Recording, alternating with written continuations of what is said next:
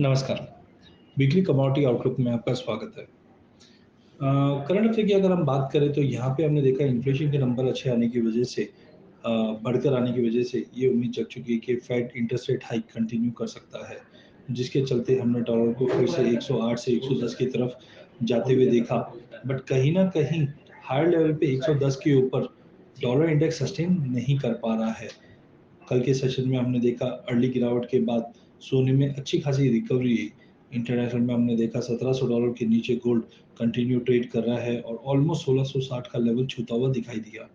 But कल हमने lower level से शॉर्ट कवरिंग देखी। वहीं अगर चांदी की अगर बात करें तो चांदी में भी हमने एक गिरावट जरूर देखी, बट वीक ऑन वीक की अगर हम बात करते हैं तो चांदी में लगभग 3% की तेजी थी।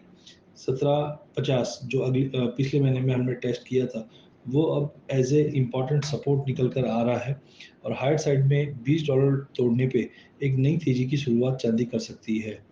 ओवरऑल ये हफ्ता काफ़ी इम्पोर्टेंट रहना है क्योंकि फेड इंटरेस्ट रेट 0.75 से बढ़ा सकता है। नो डाउट 22% चांसेस है कि 1% का भी इंटरेस्ट रेट हाइक हो सकता है, जिसकी प्रोबेबिलिटी काफ़ी कम है। नो डाउट वर्ल्ड बैंक ने जिस ढंग से बताया है कि 2023 में रिसेशन का फियर रहेगा, ये कहीं न कहीं सोने को आने वाले दिनों में और एक अच्छा सपोर्ट देता हुआ दिखाई देगा। तो टेक्निकली अगर हम देखें तो गोल्ड डोमेस्टिक मार्केट में रुपए की गिरावट के चलते लगभग हमने देखा 49 के लेवल तोड़ चुका था, बट रिकवर करके 49,400 के करीब क्लोज होता हुआ दिखाई दिया। चांदी भी हमने देखा 55 के करीब जाकर 56,700 के करीब क्लोज होते हुए दिखाई दी। तो ओवरऑल अगला हफ्ता काफ़ी वॉलेटाइल रहेगा। मे बी बुधवार तक प्राइसेस साइडवे टू नेगेटिव रह सकते हैं, बट बियॉन्ड बुधवार अगर हम बात करें तो मार्केट के अंदर एक अच्छी तेजी हम सोने और चांदी में देख पाएंगे, जहां सोने के लिए सपोर्ट रहेगा 48,700 और रेजिस्टेंट रहेगा करीबन 50,000 का। चांदी की अगर बात करें तो 54,000 का सपोर्ट रहेगा, जबकि रेजिस्टेंट की अगर बात करें तो 59,000 का मार्केट को रेजिस्टेंट फेस करता हुआ दिखाई देगा। एनर्जी कॉम्प्लेक्स के अंदर वीक ऑन वीक अगर हम देखें तो कच्चा तेल एक दायरे में जरूर था, बट वीकनेस के साथ ट्रेड कर रहा था, जहाँ पे हमने 2% की गिरावट देखी, जबकि नेचुरल गैस $9 का हाई मारने के बाद अच्छी खासी रिकवरी की थी मार्केट ने, बट वो लूज होते हुए दिखाई दी और prices flat to negative close होता हुआ दिखाई दिया। सबसे पहले कच्चे तेल की अगर हम बात करें तो नो डाउट यूएस में जो इन्वेंट्री है या स्ट्रेटेजिक रिजर्व है वो 20 सालों के लो पे पहुंच चुकी है, जिसके चलते उम्मीद है कि ज़्यादा बड़ी गिरावट, फ्री फॉल गिरावट कच्चे तेल में नहीं रहेगी, बिकॉज लोअर लेवल पे कहीं ना कहीं यूएस फिर से बाइंग एक्टिविटी अपनी बढ़ा देगा। जबकि अभी भी कंसर्न जो लग रहा है इकोनॉमी को लेकर वर्ल्ड बैंक की न्यूज के बाद, वो कहीं ना कहीं प्राइजेस पे दबाव रखेगा। लेकिन सप्लाई कंसर्न्स अभी भी बनी हुई है रशिया से, ईरान से, जिसके चलते मार्केट 7,100 से लेके 6,600 का जो ब्रॉडर रेंज है, इसी में ट्रेड करेगा। सेल ऑन रैली की रणनीति बना के चलिए, जहां 7,000 के करीब हम कच्चे तेल को बेच सकते हैं 6600 के टारगेट के लिए। नेचुरल गैस के अंदर रेल स्ट्राइक की न्यूज की वजह से प्राइसेस $9 के ऊपर या 720 के करीब M6 पे चले गया था, बट अब नया ऑप्शन निकाल लिया गया है, जिसके चलते प्राइसेस में फॉल जरूर आया था। विंटर्स ऑनसेट है सामने, जिसके चलते गैस को टाइम टू टाइम सपोर्ट मिलता हुआ दिखाई देगा। बट जब तक 670 के नीचे ट्रेड कर रहा है, प्राइजेस 580 से लेकर 670 का जो दायरा है, इसी दायरे में ट्रेड करेंगे। कमिंग ऑन ओवरऑल व्यू, तो मुझे लगता है कि बेटर है 670 के करीब अगर हमें मिलता है तो वहां पे हम बिकवाली करके चले 600 के इमीडिएट टारगेट के लिए।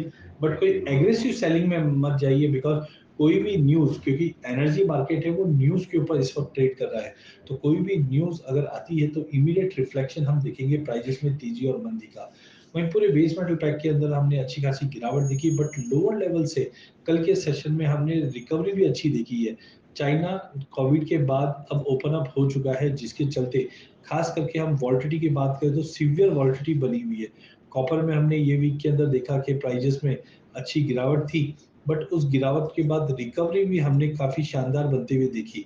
पूरे हफ्ते की अगर हम बात करें तो कॉपर को हमने 670 का लेवल नहीं तोड़ते हुए देखा, और डाउन साइड में भी हमने देखा 635 के नीचे सस्टेन नहीं कर पा रहा है। तो वॉलेटिलिटी तो काफी रहेगी अगले हफ्ते में भी, बट लोअर लेवल से एक सपोर्ट मिलता हुआ दिखाई देगा, क्योंकि सप्लाई साइड इशू कॉपर में आगे बनता हुआ दिखाई दे रहा है। माइंड में स्ट्राइक की कंसर्न्स ज्यादा है, खास करके चिली साइड में, जिसके चलते प्राइजेस एक ब्रॉडर रेंज में 640 से 670 का एक रेंज में रहेगा, बट बाय ऑन ड्रॉप की रणनीति बना के चलिए। फेड की मीट से पहले दबाव रह सकता है, बट फेड की मीट के बाद मार्केट को सपोर्ट मिलता हुआ दिखेगा। वहीं दूसरी ओर जिंक की अगर बात करें, तो एनर्जी क्राइसिस के चलते जिंक और एल्यूमिनियम ऐसे कमोडिटी है जिनमें हम आने वाले दिनों में एक अच्छी खासी तेजी वापस देख सकते हैं। बट रिसेशन के फियर के चलते कोई लंबी बड़ी तेजी नहीं रहेगी, मार्केट में एक मूवमेंट बना हुआ रहेगा, वापस प्रॉफिट बुकिंग दिख रही है। जिंक टेक्निकली अगर देखें तो 280 के ऊपर की जो क्लोजिंग है वो काफी स्ट्रॉन्ग क्लोजिंग मानी जा रही है। जब तक 280 के ऊपर वीकली क्लोज बनी हुई है, 290 तक के लेवल हम जिंक में देख पाएंगे। वहीं एल्यूमिनियम भी 200 के ऊपर निकलने पे ही 203-4 तक का लेवल देखेंगे, अदरवाइज 197 से 202 का दायरा है उसी में रहेगा। लेड के अंदर भी कहीं ना कहीं सपोर्ट मिला है लोअर लेवल से, जहाँ पे हमें लगता है 180 181 के टारगेट के ले सकते हैं।